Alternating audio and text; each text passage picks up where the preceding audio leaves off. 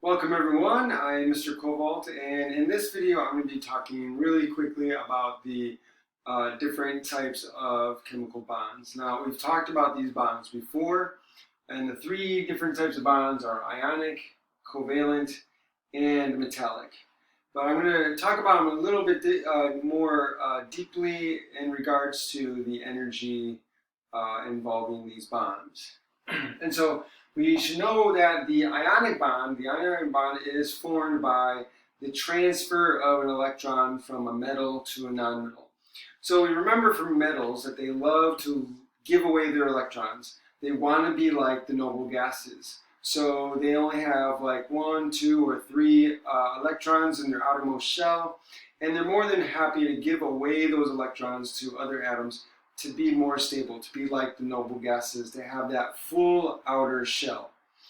And so when that happens, so you'll have an atom, say for example sodium, and then you'll have chlorine gas, and then what will happen is you'll get a transfer of electrons. So the metal here wants to give away an electron,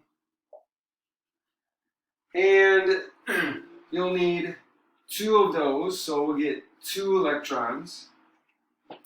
And then each of the chlorine atoms wants to gain electrons. And again, the reason is they want to be like the noble gases. The noble gases have a full outer shell, and so chlorine has 7 valence electrons because it's in group 7, and so it only needs 1 electron. So it's more than happy to take that electron from anywhere. And so you get this transfer of electrons from 2 sodiums to the chlorine molecule, and then that's going to produce Na plus and Cl minus. And of course there's going to be 2 of these. And so what's going to happen is these electrostatic charges, so the plus and the minus charges, are going to attract each other. And according to Coulomb's law, the opposite charges are going to lower their potential energy when they come closer together. So the lowest potential energy here is to stick together in a solid. So you get NaCl, but it's not just NaCl, but you got NaCl, NaCl, and then you've got a lattice structure here, LCl, and then this is a plus, this is a minus, this is a plus, this is a minus, minus, and then you've got Na plus, and then Cl minus, Na plus, and then so on. So it's the lower potential energy that allows these ions to just come together and to form a stable structure. So it's all about lowering that potential energy between the charged particles. Okay, so what about covalent bonds? Covalent bonds are bonds where instead of sharing, instead of transferring, you are sharing the electrons. And so this is where you've got 2 nonmetals. And in the 2 nonmetals, both nonmetals, we know from chlorine is an example, it's a nonmetal, it wants electrons. So if you are trying to bond 2 nonmetals, well then you've got 2 species that both want the electrons. In the ionic, you had one that wants to give it away, metal, and one that wants to take it, nonmetal. But in the covalent bond, you have nonmetals involved. So each of those nonmetals wants the electron to complete their octet. So there's not going to be a transfer because they both want the electron, so they're going to have to share. So in this case, for example, if you've got a chlorine atom and you've got another chlorine atom, they both want electrons. So this one, they both have an electron that they want to share. So if they have 7 valence electrons, so we'll draw it like this. So this one has 7 valence electrons. This one also has 7 valence electrons. So to get that full octet, this chlorine ion needs one more electron, and this chlorine ion needs one more electron. So what they'll do is they're going to share. They'll share these two electrons between them. And so what that looks like is you've got the positive atoms, the positive nuclei, and then another way to look at this is you've got this positive nucleus, and then you've got this positive nucleus, and then you've got the negative electrons. Now these electrons can be anywhere, right? But they're going to be where they're most stable. And so you could have the electron over here, you could have the electron over here, like that, or you might have the electron over here, or over here, right? Or you could have it over here, right? So remember, the probability of finding the electron is at orbital. So these electrons are moving around, and what they find is that the electrons spend their time in this area here. Oops. And the reason is because that's the lowest potential energy. That's the most stable position that the negative electrons are going to be in, because this allows the most stable place, the lowest potential energy is where the electrons, the negative electrons, are between the two positive protons, because the positive nuclei. Because the positive nuclei are both attracted to the electrons, and the electrons are both attracted to both positive nuclei. So that's going to lower the potential energy. And again, Coulomb's law. So when you have opposites here, right, opposites are going to be where they are going to be closest together. And so this allows for the most stable and lowest potential energy situation. So if the electrons were not here, then you'd have the repulsive forces of the positive nuclei. But here the negative electrons are in between, so the negative electrons are attracted to both of the positive nuclei. The positive nuclei are attracted to both electrons. So this creates our covalent bond. So this is like the glue that keeps the atoms together. And then finally, your metallic bond.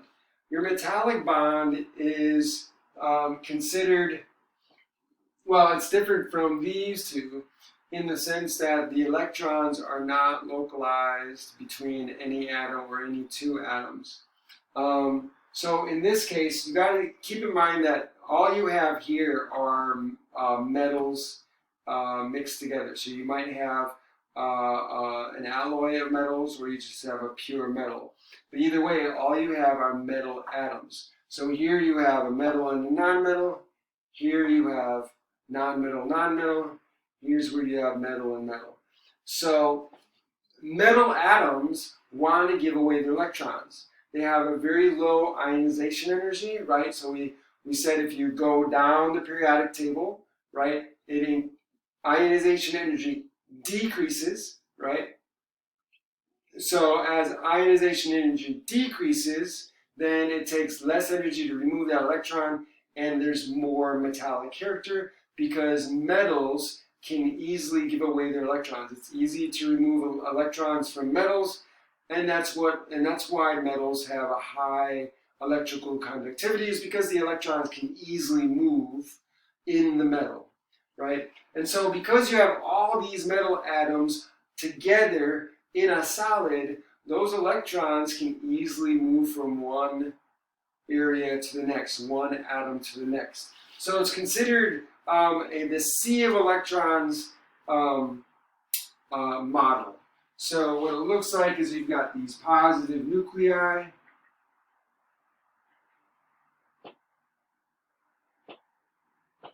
right? So you've got these positive atoms.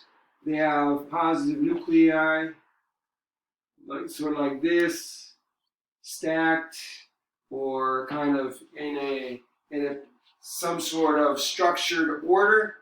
And so the electrons which are around the atoms, right? So you got electrons. So you got electrons. But these electrons create like a sea.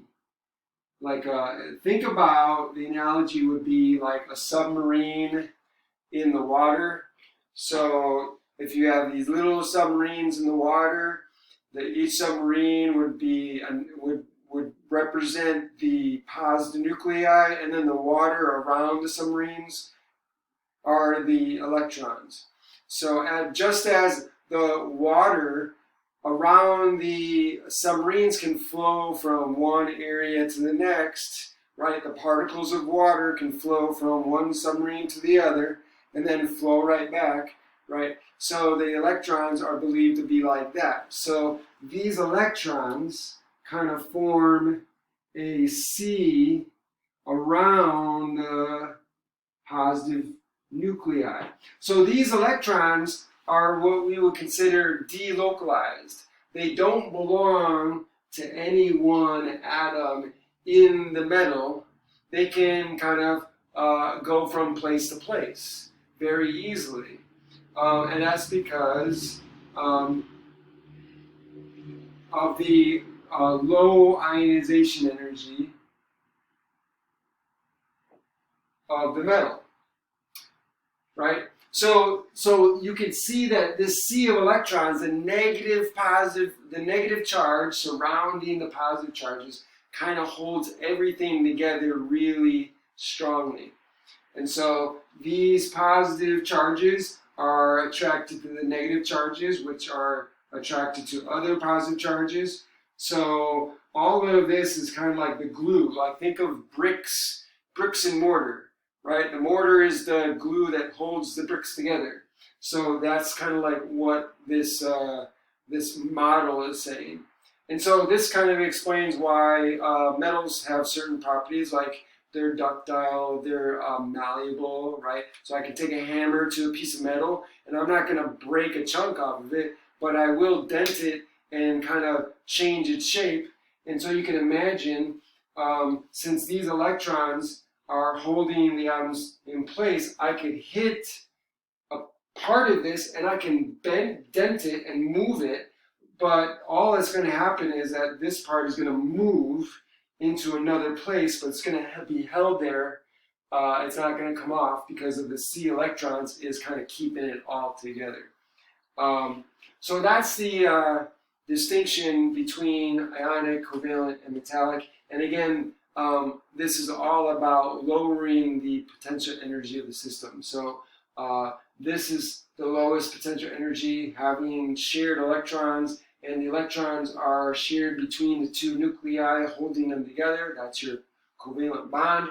Here, the lowest potential energy is where the opposite charges attract each other and are as close as possible, and then lowering the potential energy according to Coulomb's law. And the same thing here. Okay, so I hope this is helpful. I hope this is clarify what we mean by ionic, covalent, and metallic bonds. If you like this video, share this video with your friends, hit the notification bell, also hit the subscribe button, and make a comment in the comment section. Let me know what you think, and ask me any questions that you would like me to go over. Thanks for joining me, and I'll see you next time.